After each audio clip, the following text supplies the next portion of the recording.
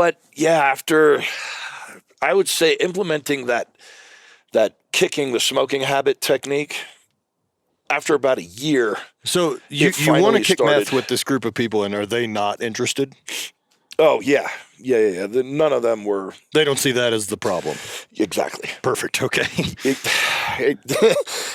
At least I We're saw open that to meth anything was the but issue. that. Yeah. And a lot of them, I'm like, well, we probably should quit this fucking meth use. And like, oh man, that's not the problem. The problem's this over here. Yeah. Blah blah blah. Problem's the rest of the Are world. you fucking kidding me? Yeah. The meth may be part of it. Yeah, I think it's got a big part of. Yeah, well, just whatever.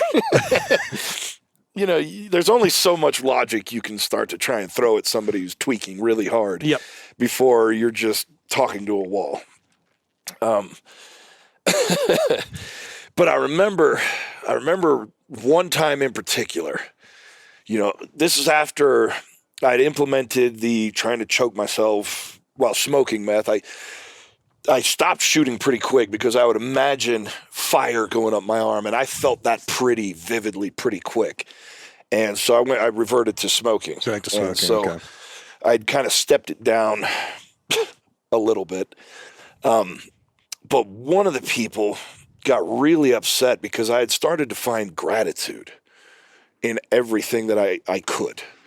So, you know, here I've got this, you know, the choking technique to try and, you know, what do we call Pavlov myself into Just, classically condition myself into stopping. And then I'm trying to throw gratitude on the other side of it. And how I found gratitude is kind of an interesting story. It was a turning point for me. But anyway, I remember having these thoughts of like trying to be grateful all the time. And this one woman, I guess we were having a conversation. I was telling her, you know, you need to look at it this way. Find something to be grateful for with your life because, you know, you don't have a bad life. And she's looking at me going with this snarl on her face, what do you have to be so grateful for? And that's when I realized, I was like, oh shit, this is rocking the boat. This is really creating some different momentum that is shaking these people's foundations. Right. I must really be getting somewhere now.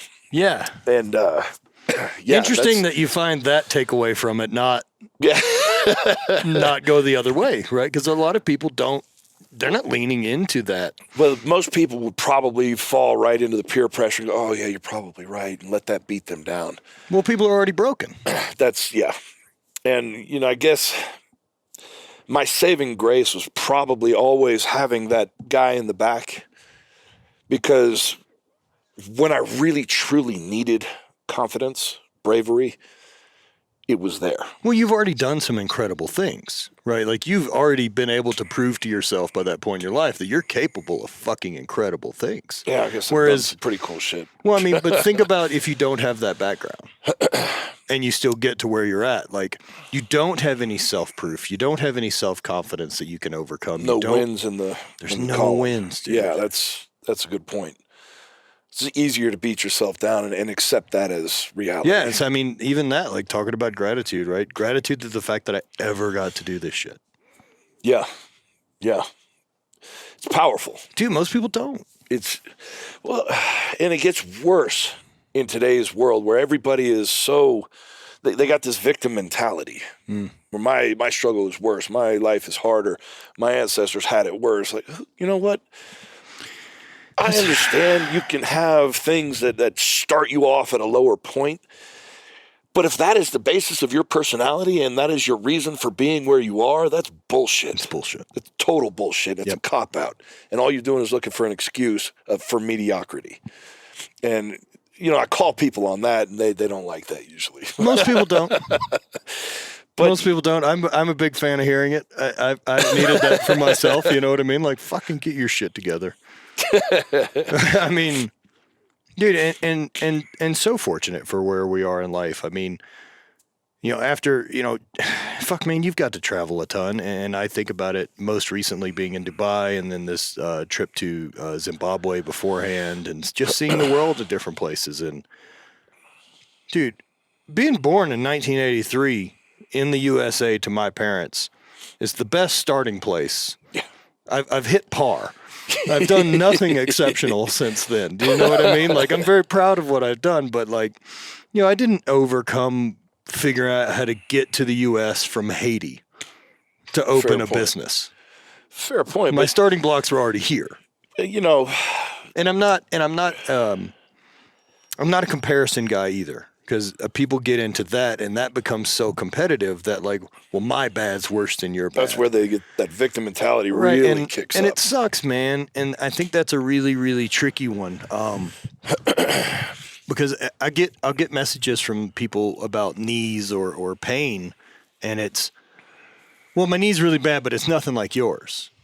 And I'm like, yo, that doesn't make your knee not hurt. Exactly. Like, can you still function? Yeah. Are you able, it doesn't matter. You're We're obviously in the same boat. writing me for some reason. I know, but they'll already downplay where they are going into it. And like, no, that's not the way to gratitude either. I get the same things with people. Like, I'm having a hard time. You know, I've heard your story, and you know, mine's nowhere near as bad as yours. And I'm like, it's good.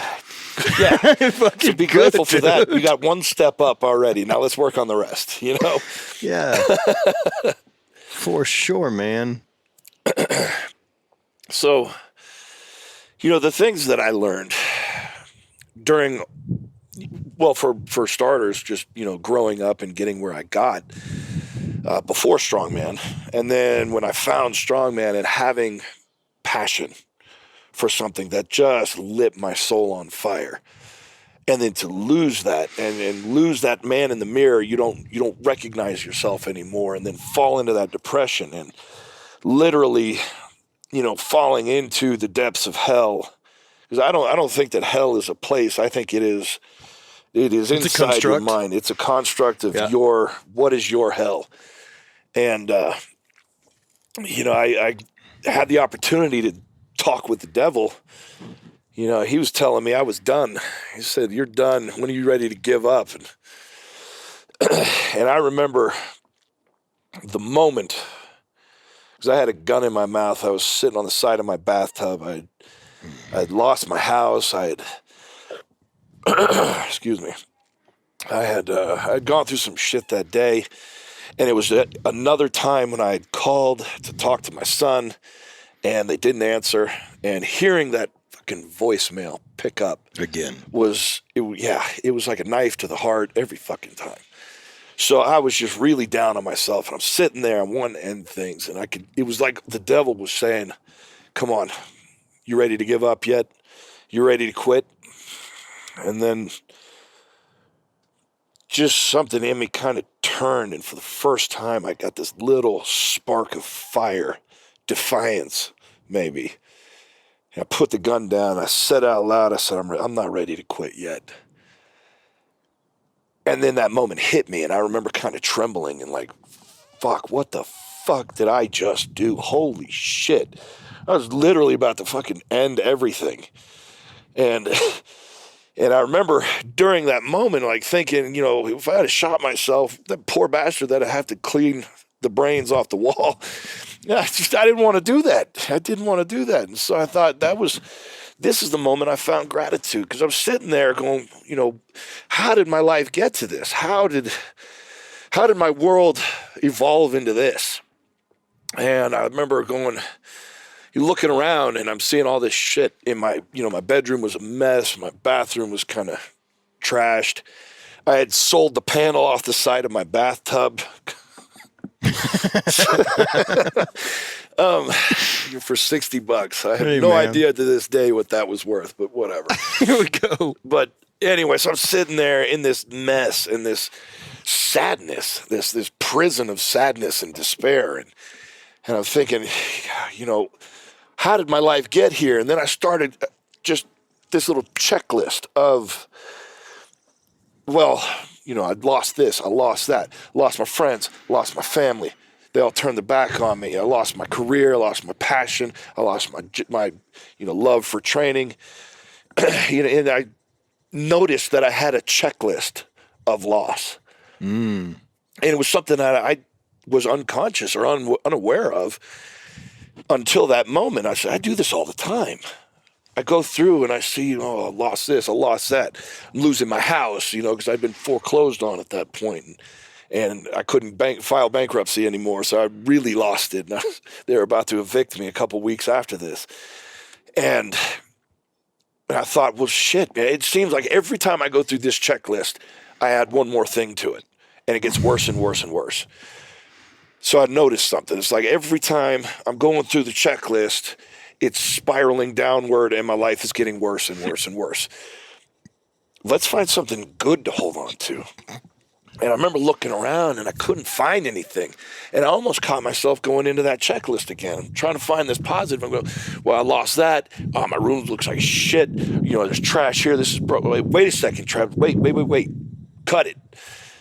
What are we grateful for? What is there good in your life? And I remember giving up for a second. And I put my head in my hands and I see my toes down here kicking around and went, well, shit.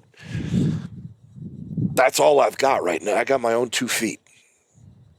And with my own 2 feet, I can get up and I don't have to stay in this shit anymore. No, I can walk leave right the fuck out of that door and I'll never look back.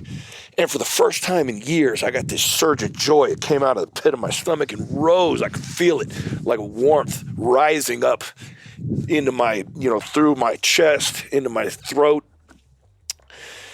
It was just joy. For the first time, I felt pure joy. And after being in the darkness for so long with no way out, it was the first time I saw a little tiny dot of light. Hope. It was finally hope.